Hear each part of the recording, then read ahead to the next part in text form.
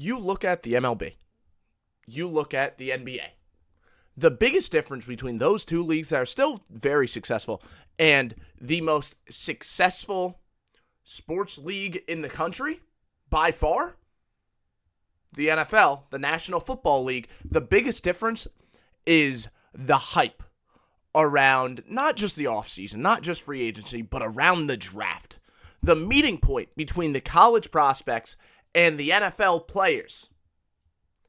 That day in late April and the hype surrounding it that starts in early March and goes all the way until the day of the draft, that hype is the biggest difference between the NFL and the MLB and the NBA. And there's a lot of hype around these drafts. That goes without saying.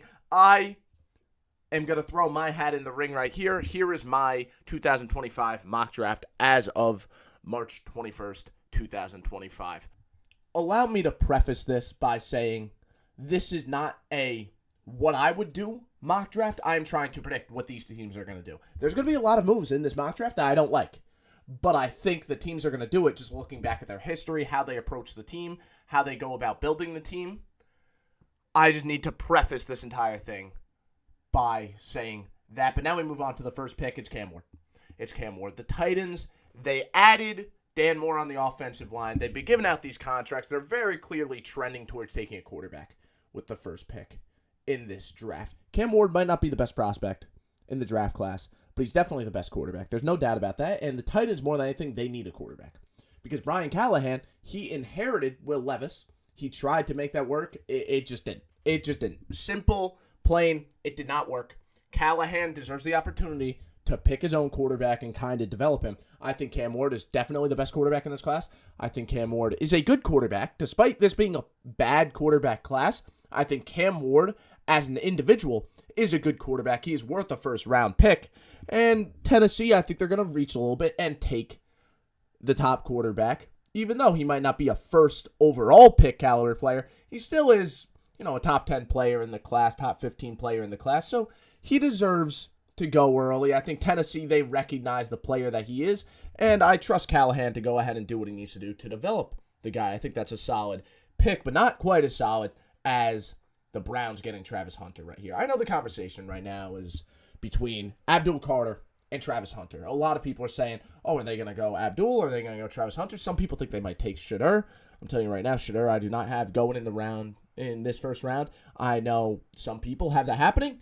I just think there's a lot of talk about teams being lower on Shedeur, and I do believe it. Okay, but that's besides the point. For me, this is between Abdul Carter and Travis Hunter. You look at the type of defensive ends that Jim Schwartz likes to run his defense with. He's ran a lot of defenses at the NFL level. 21 years as either a defensive coordinator or a head coach. He does not like these lighter, speedier edge rushers. He prefers to go with these, landmarks that set the edge against the run. He'll be able to get one of those guys later in the draft. You won't be able to get a Travis Hunter later in the draft. That's the reality. There's only one Travis Hunter in this draft. There's only one Travis Hunter that's been available in the draft over the past decades, right? That's the reality. Travis Hunter is a once-in-a-lifetime type of prospect right here. I think the Browns are going to try and make that offense more explosive by adding a Travis Hunter. I think they're going to try and deal with some of their defensive woes with the Travis Hunter. I'm excited to see what they may end up doing with him. Now, number 3, we have the Giants, in their opinion, benefiting from the Browns not taking Abdul Carter, and they're going to try and get their guy, right? Kayvon Thibodeau, the reality is that hasn't worked. It hasn't. Maybe you like him as a rotational piece now. Abdul Carter fits the scheme. He's an edge that could drop back into coverage, and he could get to that quarterback, man. He definitely can. Now, I'm not the biggest Abdul Carter guy. In my personal opinion, I'm not a huge fan of this pick, but I think it's a very likely pick for the New York Giants. I think they very clearly want to build this team around what they could do on the line of scrimmage on the defensive side of the ball. They want to build up that pass rush. They want to make one of the best pass rushes we've ever seen. That's very clearly a goal for this team, and I think Abdul Carter, putting him on the other edge, same defensive line as Brian Burns, Dexter Lawrence in the middle, it's going to be a very difficult force to stop when you're trying to throw that football. Pick number 4, we have Will Campbell going to the New England Patriots. They added someone to play right tackle, a veteran. Still no one to play left tackle for them. Is that receiver core weak? Yes, absolutely. But I don't care how good your quarterback play is. I don't care how good your receiver play is. If you don't have guys that could protect the quarterback, especially if it's a young quarterback, the quarterback isn't going to develop properly the majority of the time. I think Drake May looked great last year. I'm really excited to see what he looks like with consistent offensive line play. There's a little bit of concern. Can Will Campbell play left tackle because of his short arms? And I understand it. I think it's a very fair concern. But Mike Vrabel, we know he's a very locker room type of guy. He cares a lot about what happens in the locker room, the type of leaders he's bringing in, the type of personalities he's bringing in. Will Campbell, we know he's a very strong personality. We know that he is the type of guy you want to have in your locker room. And I think that will lead to them taking a Will Campbell over some of the other guys that might have more of that frame that you look for in a tackle, but they don't bring to the locker room what you're getting in a Will Campbell. I think that's a top priority for Mike Vrabel. Now the 5th pick, the Jaguars are going to take an offensive lineman of their own, Armand Membou from Missouri. This guy is a big player on the offensive line. He plays with a lot of power. I look at that Buccaneers team last year, right? Because, of course, we're talking about a head coach, Liam Cohen, that came from Tampa. And that started with the offensive line. They had some nice, strong bodies on the offensive line. They want to get the run game going through the offensive line. They have a quick passing game, right? That's what it's about. That's Liam Cohen's offense. So Membou, he might not be the best pass blocker on earth, but Liam Cohen cares a lot more about what an offensive lineman can do in the run game. I think it's a really good fit for that reason. That zone run game that they're going to operate, they want to dominate on the line of scrimmage when running the ball. So what if you're a mediocre pass blocker? That's Cohen's ideology, and I don't disagree with it too much. Now we have a trade with the 6th pick. We have the 49ers trading up the 11th pick and the 43rd pick for pick 6 and pick 108. I know what you're saying. The 49ers, they have a lot of issues on that team. They really do. They shouldn't be trying to give up assets, especially a second rounder, in order to move up the board. I understand that. I think the Raiders, they're willing to move back because they have their eyes on someone, we'll get to him later, that is going to fall a little bit. They're not too worried about anyone taking their guy. I think the Raiders are looking at the receiver position. They see not a single receiver has went. They're fine moving back. The 49ers, I think they really want someone, and his name is Will Johnson. This corner right here, when healthy, he's going to be one of the top corners in the NFL. That's the reality. He is one of those guys. He's a remarkable prospect. And yes, they have other issues. They have issues on that roster. I'm very aware of it. But Robert Saleh, he's always had that lockdown man corner. It was Charvarius Ward in his early days with the 49ers. He went to the Jets, and he had one of the best lockdown corners in the NFL in Sauce Gardner. They don't have someone like that right now. They really don't. They put a lot of faith in that number 1 corner on that team. That's how Saleh always likes to approach it. And I'm fine with Renardo Green. I'm fine with Trey Brown. I'm fine with Lenoir. But none of them can play the Sauce Gardner role. I think they're just fine giving up capital in order to move and make sure they have that landmark player for the defense. And then the Jets, they get a great big steal here. Mason Graham, he might be my favorite player in the class, if I'm being quite honest. He just might be. So getting him with the 7th overall pick, putting him next to Quinnen Williams, oh my Lord.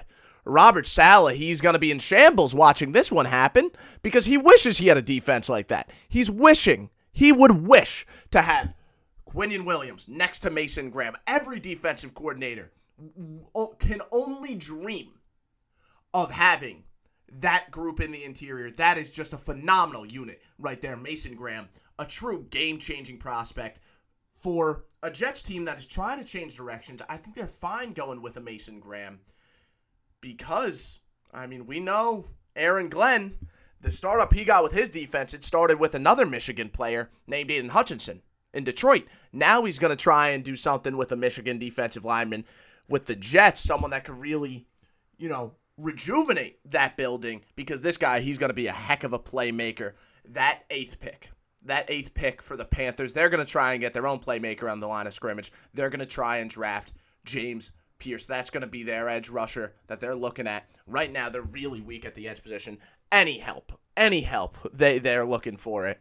James Pierce, he has a lot of the tools you look for. I think he fits the scheme. They drop their edge rushers back a decent amount. James Pierce has the ability to do that. He lit the combine on fire, and we know that Morgan's staff just loves these freak athletes. Look at last year's draft class, right? James Pierce, he fits that bill that the Panthers normally look for in a draft prospect. And now we have the first receiver go off the board, Tet McMillan.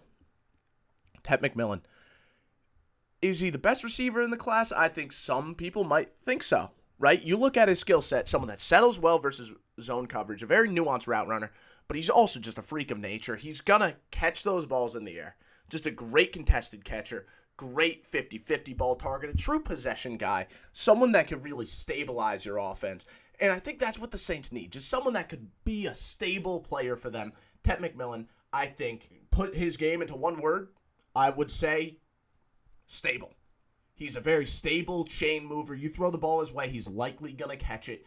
And he's a very nuanced route runner that will get that little bit of separation. Time to throw well. He's going to raise the floor for your offense a lot. Then the 10th pick. I think the Bears, they were maybe thinking about trading up to draft Ashton Jeanty. But I also look at it, I think that they'd be fine taking Omarion Hampton if someone else were to take Ashton Jeanty. But if Ashton Jeanty's there at 10, they're going to be happy to take Jeanty. They want to run the football. I think they made it very clear how much they bolster the interior offensive line. We know Ben Johnson cares a lot about the running back position. Look how much he paid David Montgomery. Look at how high he drafted Jahmyr Gibbs, who was the RB2 in his draft class. Right? RB2 in his draft class. He's going to be feeling really, really good if Ashton Jeanty falls to 10. I could see him trading up to make sure he gets Ashton Jeanty. But I also think it's a stacked running back class. If he doesn't land Jeanty, I think he'd be fine taking Omarion. But if Jeanty's here, like I have the draft falling, he's absolutely going to take him without a doubt. The Boise State running back, he's a phenomenal, phenomenal player. I mean, just ridiculous. And here's the guy the Raiders wanted to draft, Matthew Golden. Matthew Golden, I know Matthew Golden, he might be a name that you think about the top receivers in the class, he's not the first guy you think of. But if you really dive into this guy's tape, very impressive player. Very, very impressive. The speed. He has some nice route running ability. True separator. I think here's the great thing about Matthew Golden. You have Brock Bowers to work the middle of the field. Be that chain mover. Be the consistent receiving option. But then Matthew Golden gives you some playmaking ability on this offense. That's what I think the Raiders have been missing. The playmaker. Matthew Golden, more than anything, he's a playmaker. Chip Kelly, he's going to run this very spread-style offense with the Raiders. I think the Raiders want to compete as much as possible right now. I think Matthew Golden will provide them with the playmaking ability that they need in order to be competitive in a tough, tough division. The 12th pick, I know this might seem like an unappealing pick, right? An offensive guard? Really? That's what you think the Cowboys are going to do? They're so weak at so many different positions, and I absolutely get it. But I think the Cowboys, they've shown a history. Whenever they lose an offensive lineman, they try and instantly replace him through the draft normally. They lost a franchise legend. Let's be honest. Franchise legend in Zach Martin. They did. That's the reality there. And Tyler Booker, is he Zach Martin? No, it doesn't seem like it, but he's a very, very nice interior offensive lineman. I know they have other, quote-unquote, more valuable positions, but I don't think Jerry Jones values the other positions more. I think he knows that that offense benefits severely for a decade now from having one of the best guards, if not the best guard of the past decade, right? And the entire offense was a huge benefactor of that. Now they want to try and run that back. They want to add Tyler Booker and kind of make people forget that the offensive line lost a complete and utter franchise legend, right? I think that's very clear. The goal here, they're going to be weak in other areas, but they're going to be stout on the offensive line. I think Jerry Jones is happy with that. Now, the 13th pick, we have the Miami Dolphins drafting Malachi Starks. Listen, Anthony Weaver, he comes from that Mike McDonald tree, which means he wants to be able to show one thing pre-snap and then do something completely different post-snap. Malachi Starks is the type of versatile player you need in order to do stuff like that, right? Whether it's outside, in the slot, in the box, as a high safety, he can do it all at DB. He can do it all. This is the type of player that if you're going to run this disguise-heavy defense, you want to have someone like Starks around. I think they were missing someone like that. They tried to allow Javon Holland to play that role. He couldn't do it at a great level. I think that's why they moved on from him. I think now they look at Starks as someone that could replace him. I know Miami, there's other great scheme fits on the board right now that would go really well with Miami. Tyler Warren is one of them. Kelvin Banks is one of them. But I think at tight end, Jonnu Smith had a really nice season. And then I think at offensive tackle, they're weak. I'm not going to deny it. But they do have guys that they're paying a lot of money. Starks is a much more rare type of prospect, much more rare type of player, and I think he helps you instantly. Tyler Warren, though, he's still going to get taken real soon. He's going to get taken by the Colts. The Colts, they have 3 wide receivers that I like. I don't think any of them are an established one, but I like Alec Pierce. I like Josh Downs. I like Michael Pittman. Like, that's a good trio. But you do need a true playmaker for you somewhere on this offense. You do need someone that can make the explosive plays out of nothing, kind of put the team on his back. And I think Warren, even though he's just a tight end, he could absolutely do that for you. The type of plays this guy can make after the catch, the way he could benefit your running game, and that's something I think the Colts are really going to try and tap into, the running game. Warren can do a lot for you in that way. I'm excited to see what Shane Steichen could do with a guy like Tyler Warren. I think he'd be a very interesting pick for them, and I think the Falcons would also have a very interesting pick right here. I think that they're going to take the boy from Boston College, the edge rusher, very talented, nice athlete right here. They want someone that could drop back into coverage. This is Raheem Morris' scheme after all, but they do want a 3-4 edge rusher that when he does blitz, he could get pressure. And this is a guy that could do that for them.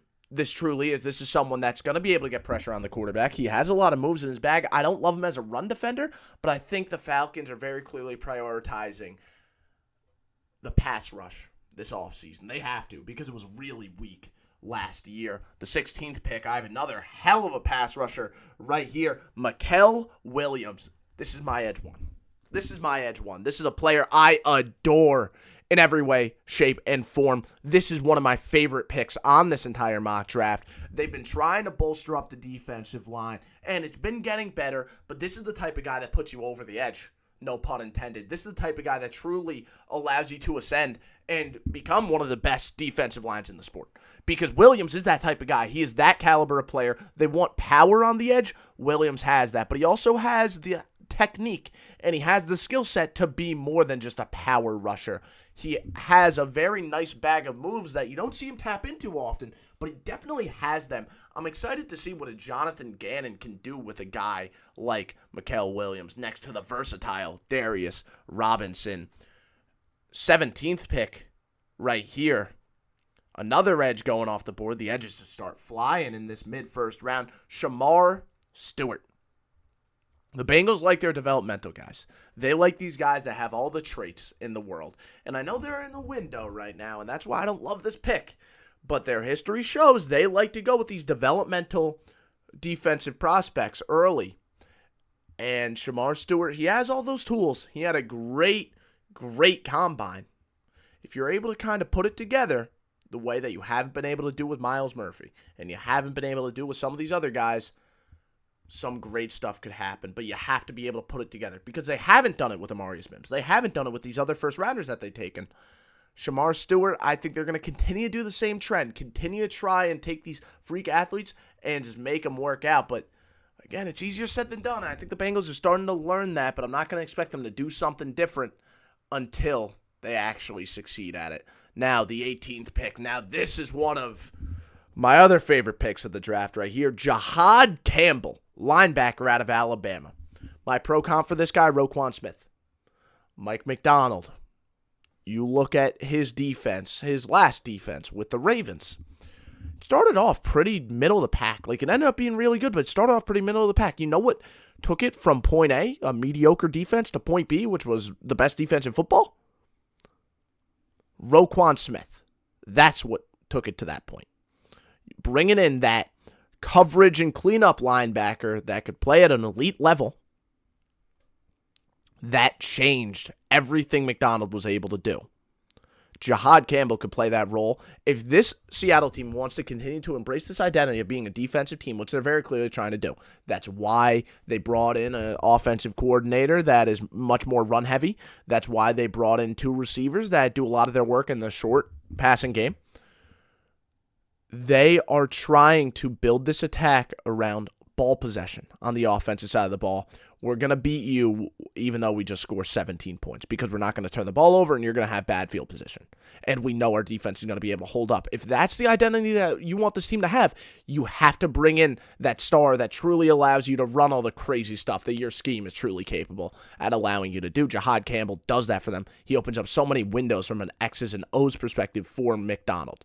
Then 19th, we have the other star linebacker in this class going. We have Jalen Walker. Todd Bowles' wet dream at linebacker right here. That's what we're looking at. Okay, that's what we're looking at. He's so happy that Walker landed directly in front of him because, let me tell you, Walker, he's a good tackler. He plays with nice speed, but most importantly for Bowles, this is someone that can blitz and blitz like hell. He is such a nice blitzer from the off-ball linebacker spot. Bowles would love the guy because that's what Todd Bowles likes to do. He likes to blitz his linebackers. He does it all the time, and Jalen Walker would just be such a nice tool for him.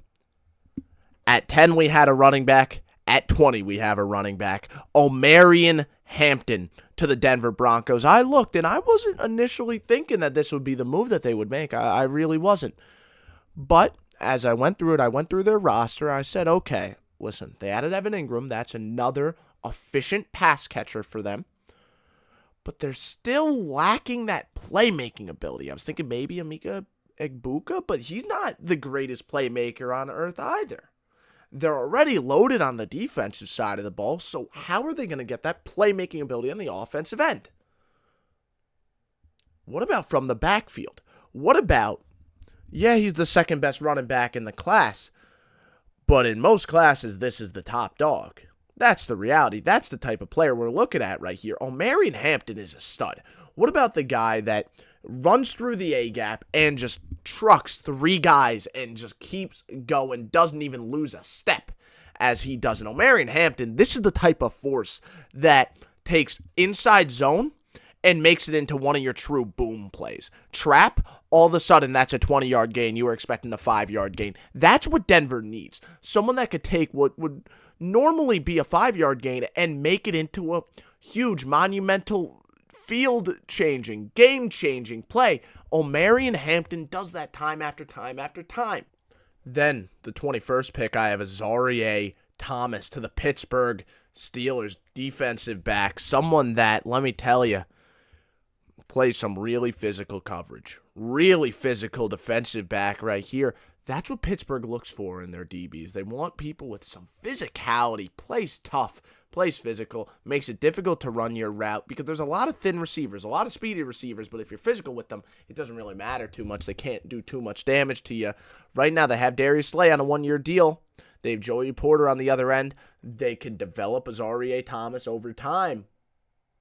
While Darius Slay is still on that 1-year deal, I do really like this for them potentially. 22nd pick, we have Colston Loveland going to the Chargers. The Chargers, just like Denver, another team that needs that pass catcher, right? Needs that playmaker, right? They have a lot of things in place, but it truly just feels like they're missing something in the offensive weapon arsenal. Someone they could rely on. I think it's almost the opposite issue, right?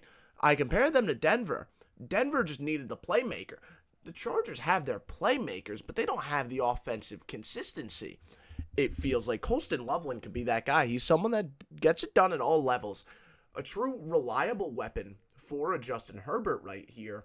Now, I know if you're looking at it a little bit from a schematic perspective, you're saying Greg Roman's all about running the football. He wants an inline tight end. I don't think you can go with the Colston Loveland.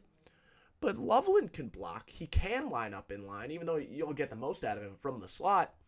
And I think here's the big thing, too. Loveland has a very similar skill set to Mark Andrews. Very similar. Very similar. From the perspective of he could block all right. You want him out in the slot more often than not. But still, if you put him in line, he'll block fine. And Greg Roman, he had a lot of success with Mark Andrews. So I think this would be a really, really nice landing spot for him right here. Loveland is a player I just fell in love with, right? Now, the Packers find themselves in a very interesting spot where the defensive line is the weakness, right? I wouldn't say it's an awful unit, but it's definitely the area where you're looking to improve the most. However, they have devoted a lot of assets to the defensive line, so it makes you wonder, but I think Kenneth Grant is a good enough player for them to go ahead and devote yet another first rounder to the defensive line. Just a very good player, can be that run stuffer that just holds his ground and gets stalemates on the line of scrimmage, but he can also be that playmaker that goes into the backfield and gets the big tackle for loss. So Kenneth Grant is a player I really like. I think Green Bay would really benefit from adding a guy like him onto that defensive line here. Now we have a trade. The 24th pick goes from the Minnesota Vikings to the Kansas City Chiefs. The Vikings dropping back pretty far, but they're getting a nice haul in return. I think the Chiefs see a name falling right now, and they really, really want him. He goes by the name of Kelvin Banks, right? They were weak on the offensive line on the edges last year. They were not great at the tackle spot. Kelvin Banks, hell of an athlete. I think him falling like this is kind of crazy. But just the way the board was landing for me, this just ended up happening. I think the Chiefs see this. If this were to happen, the Chiefs would see this, and they say, oh, yeah, we're moving up. We're taking every opportunity we can. We're calling every number. Oh, okay, Green Bay won't trade back? All right, what about the Vikings? Oh, they'll trade back. Okay, let's do it. Send them what they want. They want Kelvin Banks because Kelvin Banks is kind of a developmental project, a little bit. He's such a nice athlete, and I think Andy Reid knows how to turn these athletes on the offensive line into studs, into stars, into landmarks. And because of that, I think the Chiefs would really like the idea of landing on a Kelvin Banks. I think they're willing to move up to take him. I think the Texans are going to land the best tackle in the class. I think Josh Simmons, this is a stud right here. This is a stud. It sucks. He's coming off an injury. But, man, he could play. He could play well. He could play hard. And you look at this Texans team, well, what was their issue last year? The offensive line was terrible. It was 1 step forward, 3 steps back, right? Because they would be able to make one nice play in spite of the offensive line. And then C.J. Stroud gets sacked. And then C.J. Stroud throws a pick under pressure, right? The offensive tackle play was so poor. The offensive line play overall was poor. Josh Simmons will give you some stability right there. Assuming this is still a very nice player after the injury, which I don't think he'll take too big of a step back. This is definitely the best tackle in the class and someone that could be a landmark for you for years. For years, the same way Laramie Tunsil was. Now we have the Rams landing Maxwell Hairston. Just a zone corner right here, a zone DB, someone that could just play zone coverage. This is a team that ran a lot of cover 3 last year, a lot of cover 6 last year. Maxwell Hairston, he fits that scheme very well. Because here's the reality, right? Last year, you were doing that a lot, but let's be honest, the secondary wasn't good. Bringing in guys like Hairston that could really hold their own in coverage, now, you thought that defensive line was causing havoc last year? Just wait and see what they could do when they have guys on the back end that could actually cover. Hairston is very consistent when you have him in zone coverage. He's going to do a lot for you. I think if you throw him onto this defense, oh man, you're really cooking for this Rams defense. And I think the run on DBs is going to continue for a little bit here. You're going to see Jahdae Brown for the Ravens. This is a defense that wants to do some man, wants to do some zone. Jahdae Brown can do both. Another versatile piece. We know McDonald is all about these disguises. We talked about it earlier, right? We know these McDonald coaches are all about these disguises. Now it's Zach Orr who's on the defensive side of the ball for them, calling plays, being the defensive coordinator. He comes from that McDonald tree. He's going to try and mix things up, a lot of disguises, all this different crazy stuff. When you have the personnel to do it, it becomes a lot more dangerous. Jahdae Brown is one of those guys that are going to help you do that because he's someone who can line up in the box, can line up outside, can line up at safety. And here's the thing. The Ravens, they have some young DBs, right? They have TJ Tampa. They have, of course, Nate Wiggins. They have Jalen Armour Davis. Those are young corners. They could take a step up, and then all of a sudden it feels like a wasted pick right here. But oh wait, Jahdae Brown could also play safety, and they have two extremely versatile safeties in the back that could do a lot of different things with Jahdae Brown and Kyle Hamilton. I just really like the fit because of his versatility from a schematic perspective and from a personnel perspective. Just a true Swiss Army knife in that secondary. I think this is what Baltimore wants to add. 28th, now we have Nick Scordon going to the Lions. Very good team, and they're only going to get better as they add pieces like this. Of course, you have one of the best edges in football in Aiden Hutchinson. He's coming off an injury. That sucks. Injury overall was a huge issue for Detroit. Scordon is a type of guy that, being a stout run defender, is going to help you deal with injuries, right? He's going to be a landmark player, someone you can rely on always to set the edge, whether that's as a depth sheet piece or whatever. He's going to be a huge contributor for this Detroit team. I feel like it's a very self-explanatory pick, adding someone on the other end away from Aiden Hutchinson, and the DB run is going to continue. Benjamin Morrison, another very versatile guy, could play zone, could play man. Washington, they always stay in this one high front or one high personnel, right? Defense, whatever, formation, whatever you want to call it. And despite that, they're going to switch up between zone and man. They're going to stay in their one high shell cover 3 or their one high shell cover 1. They like to do man and zone. You need someone that's just as versatile schematically. Benjamin Morrison is that type of guy for you. So that's nice. Dan Quinn is going to like that. I think here's the big thing. Washington, they made it far last year. That's great. The secondary play was awful. The entire year. It was terrible. It was terrible secondary play. It was a miracle they made it as far as they did in spite of that secondary play. They need guys that can legitimately hold their own. Benjamin Morrison can do that, both in man and in zone. I really, really like the fit right here. Huge step up for Washington. Now the Bills, they're going to take a DB of their own. They're going to take Trey Amos, someone that showed some man ability because he was doing a lot of press man at Ole Miss in college. But a lot of people project him into the NFL as way more of a zone coverage guy because of his skill set, because he's way more, the closing speed is really impressive. And he's not big enough to be as physical as he is. You don't really trust that in press coverage like you did at college. I think McDermott, he's going to see what he could do with him. Maybe he gains weight. I don't know.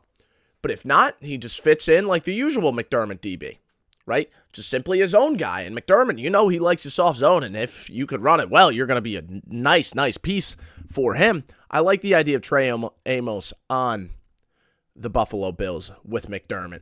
And then the Vikings, they traded back because they were confident they would still be able to land one DB because there's a lot of nice DBs that are going to go in this area. They ended up with kind of that last guy. Of course, there's still other players available, but this was kind of their top dog all along. Nick Amanawari. Just a monster at safety. 6'3", 220, just a huge freak of nature player right here. You got to kind of come to terms with the fact life post Harrison Smith is coming up soon. And Amanawari, he'll help you deal with that because he'll be able to play that box safety role, and he'll play it damn well. I love Amanawari. I love what he could provide, and he's also just a freak athlete. But then we wrap up the first round with Howie Roseman doing Howie Roseman things. Drafting a raw edge rusher he'll be able to develop into much more. This guy's going to end up terrorizing the league, but it's not going to be from day one. It's going to be after a little bit. It's going to be, year 3 when he really turns it on because they lost Josh Sweat. They need guys to step up now, and there will be someone stepping up. And when it's weird, it's like an assembly line, right? With Philly, you'll have the 2 edge rushers. They rotate in a third guy, and then they kind of develop a 4th guy. And then the number 1 guy leaves. Okay, now the second guy is the first guy, and the third guy is the second guy. And that developmental guy, now he's the third guy that we rotate in a little bit. That's how this team operates, and it works really well because they keep hidden on their draft picks. They keep developing their draft picks, and they're not afraid to draft an edge rusher in round 1, even though they're fine at the position. They're not afraid to draft a defensive tackle in round 1 just because they're good at the position. They like to add the depth. Mike Green as a depth piece, developing him into maybe more than that, especially after Josh Sweat left. I really like that idea. Philly, they're going to terrorize you. I like what a lot of teams did on this mock. I kind of hate what some other teams did on this mock, but this is how I expect it to go at this current moment. I appreciate you watching. If you enjoyed, subscribe, maybe leave a like. Thank you again, and I'll see you next time.